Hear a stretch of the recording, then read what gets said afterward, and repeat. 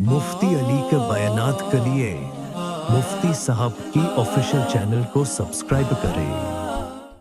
ईमान वाले को जो है वो बेहतरीन अखलाक का मालिक होना चाहिए।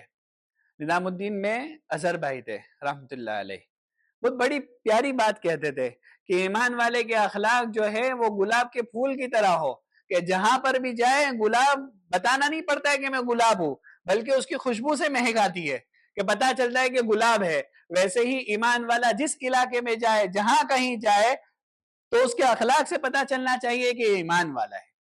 इसको अल्लाह और उसके रसूल की तालीमात का इल्म है।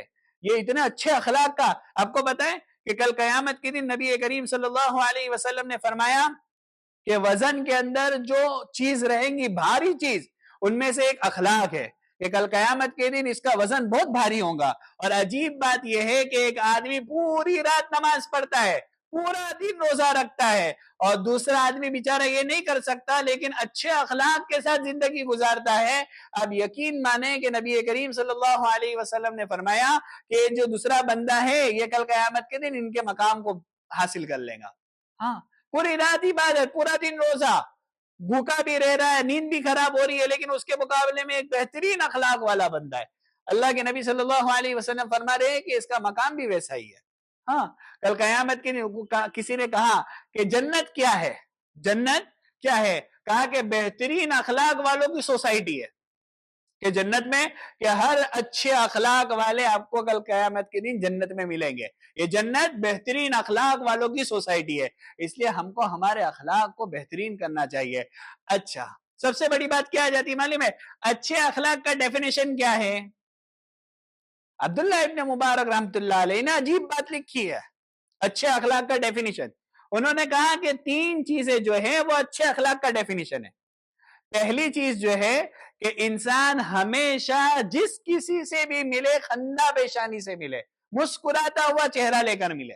मैं तो कहता हूं अमूमन फजर की नमाज में जो साथी आते हैं उनको कहता हूं मुस्कुराया करो। आज की जिंदगी आपको मिली है, आप कल के टेंशन में आज के वक्त को बर्बाद मत कर दो, मुस्कुराओ। अल्लाह ने आज का दिन दिया है आपको, आज उठता हुआ सूरज आपको ये पैगाम दे रहा है कि आज सारी चीजें नई करो, फिर से नई इबादत, फिर से नए अमाल, फिर से नए अखलाक, फिर से अच्छी बातें, फिर से अच्छी चीजें, ये सारी चीजें आहिस्ता आहिस्ता आएंगी। हाँ, तो पहली चीज अब्दुल्लाह इब्न मुबारक रहमतुल्लाह अलैह ने क्या फरमाई कि हमेशा हर एक के साथ, दुश्मन हो, अपना हो, छोटा हो, बड़ा हो, खंदा पेशानी के साथ मिलो, मुस्कुराते हुए मिलो। नबी करीम सल्लल्लाहु अलैहि वसल्लम ने फरमाया खंदा पेशानी से मिलना भी सदका है। हाँ, तो ये चीजें हमारी जिंदगी में आनी चाहिए। दूसरी चीज अब्दुल्लाह इब्न मुबारक रहमतुल्लाह अलैह फरमाते हैं कि बख्शिश और सखावत, हाथ हमेशा खुले रहो अल्लाह के दीन के लिए, अल्लाह की तालीम, नबी करीम सल्लल्लाहु अलैहि वसल्लम की तालीमात के लिए, अपने घर वालों के लिए, हर एतबार से अल्लाह ने जितनी मुझे वसात दी है, अल्लाह के दिए हुए माल में से इतना खर्चा करूंगा मैं। हम बचा बचा कर रखेंगे हमारी नस्लों के लिए, और हमारी नस्लें अगर बेदीन हुई तो आप यकीन मानो कब्र में भी सुकून नहीं मिलेगा, कब्र में भी सुकून नहीं मिलेगा। क्यों? इसलिए कि हमने औलाद जो है वो तो दीनदार थी नहीं, वो तो अल्लाह के रास्ते में लुटाने की बजाय वो तो आपके पूरे माल पर सांप की तरह बैठ गई है। हाँ, वो तो एक चीज नहीं देंगी, बल्कि आपको यासीन तक पढ़ने के लिए उसके पास वक्त नहीं है। अब आप खुद बताओ कि ये सारी आपने अपनी कमाई अपने औलाद के लिए सब छोड़ी और अपने पीछे वालों के लिए छोड़ कर गए, आपने अपने हाथ से कुछ नहीं किए, कल उनको कहां से तौफीक होंगी कि वो आपके लिए कुछ करेंगे। इसलिए अपनी जिंदगी के अंदर अल्लाह और उसके नबी के नाम के लिए, उनकी तालीमात के लिए जो खर्चा कर सको, जितना बन पड़ सके, आप इतना खर्चा करके अल्लाह के लिए जाओ। ये दूसरा अखलाक की दूसरी चीज। और तीसरी चीज कि इस बंदे से किसी को तकलीफ ना हो, इस बंदे से किसी को तकलीफ ना हो।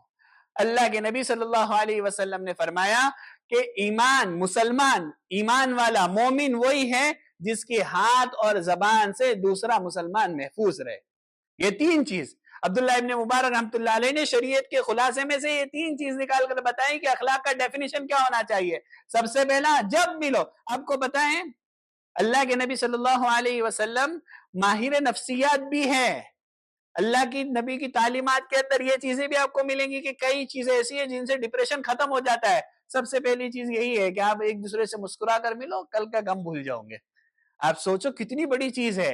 पहली चीज आपस में मुस्कुरा कर मिलना, खंदा पेशानी के साथ मिलना, एक दूसरे के साथ चिड़म चाड़ी ये सब नहीं करना चाहिए अपने को। दूसरी, अच्छे अखलाक में सखावत, कि आपके पास अल्लाह ने जितनी वसात दी है अल्लाह और उसके रसूल के लिए खर्चा करो। और तीसरी अहम चीज, आपसे किसी को तकलीफ नहीं होनी चाहिए। तकलीफ की दो चीजें है, तकलीफ में दो चीजें, एक ये है कि आप जानबूझ के तकलीफ दे रहे हो, एक क्या है कि आप जानबूझ के लोगों को तकलीफ दे रहे हो, ये तकलीफ बहुत खतरनाक चीज है। और एक ये है कि आप भी वाकईतन तकलीफ में हो और आपके तकलीफ में होने की वजह से किसी को तकलीफ हो रही है, आप भी उसमें मजबूर हो, तो ये तकलीफ पकड़ का वो नहीं है कि आप खुद मजबूर हो, आपके पास कोई सहूलत ही नहीं है। अब आपकी वजह से दूसरों को तकलीफ हो रही है, उनकी चीजें आपके पास, उनकी अमानतें आपके पास, वो तकलीफ उनको हो रही है।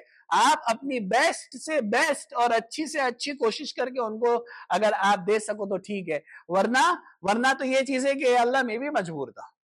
लेकिन जानबूझकर किसी को तकलीफ पहुंचाना, ये कल कयामत के दिन और दुनिया में दोनों के अंदर ये जलील और रुस्वा होने का सबब है।